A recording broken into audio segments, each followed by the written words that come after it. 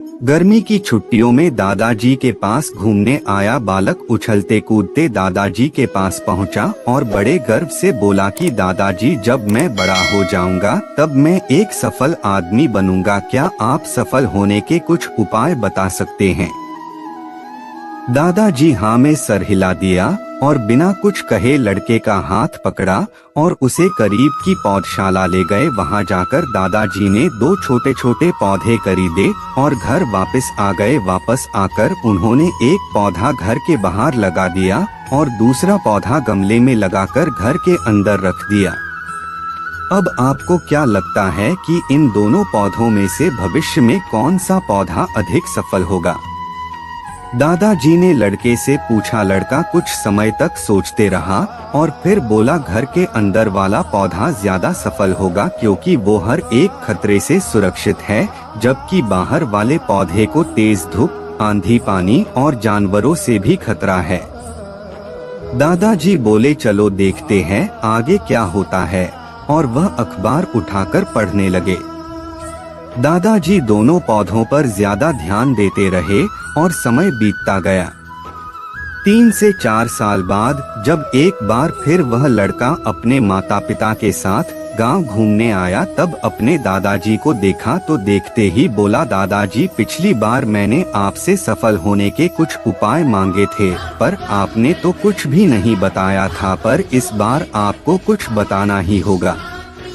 दादाजी मुस्कुराए और लड़के को उस जगह ले गए जहां उन्होंने गमले में पौधा लगाया था। अब वह पौधा एक पेड़ में बदल चुका था। लड़का बोला, देखा दादाजी, मैंने कहा था ना कि ये वाला पौधा ज्यादा सफल होगा। दादाजी ने बोला कि रे, पहले बाहर वाले पौधे का हाल तो देख लो। और ये कहते हुए दादाजी लड़के को बाहर ले गए। बाहर एक विशाल पेड़ गर्व से खड़ा था। उसकी शाखाएं दूर तक फैली हुई थी और उसके छाव में खड़े राहगीर आराम से बातें कर रहे थे।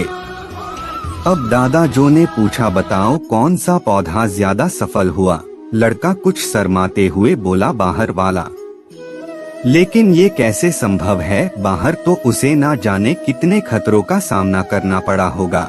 दादाजी मुस्कुराए और बोले, हाँ, बाहर वाले पौधे को बहुत सी चीजों से सामना करना पड़ा, लेकिन समस्या का सामना करने से अपने फायदे भी तो है। बाहर वाले पौधे के पास आजादी थी कि वह अपनी जड़ें जितनी चाहे उतनी फैला ले, अपनी शाखाओं से आसमान को छू ले। और तुम जिस आधी तूफान से इस पेड़ के लिए मुसीबत समझते थे, उसी आधी तूफान ने ही इस पेड़ की जड़ों को इतना मजबूत बना दिया है कि आज एक छोटा सा आधी तूफान इस पेड़ का कुछ भी नहीं बिगाड़ सकता।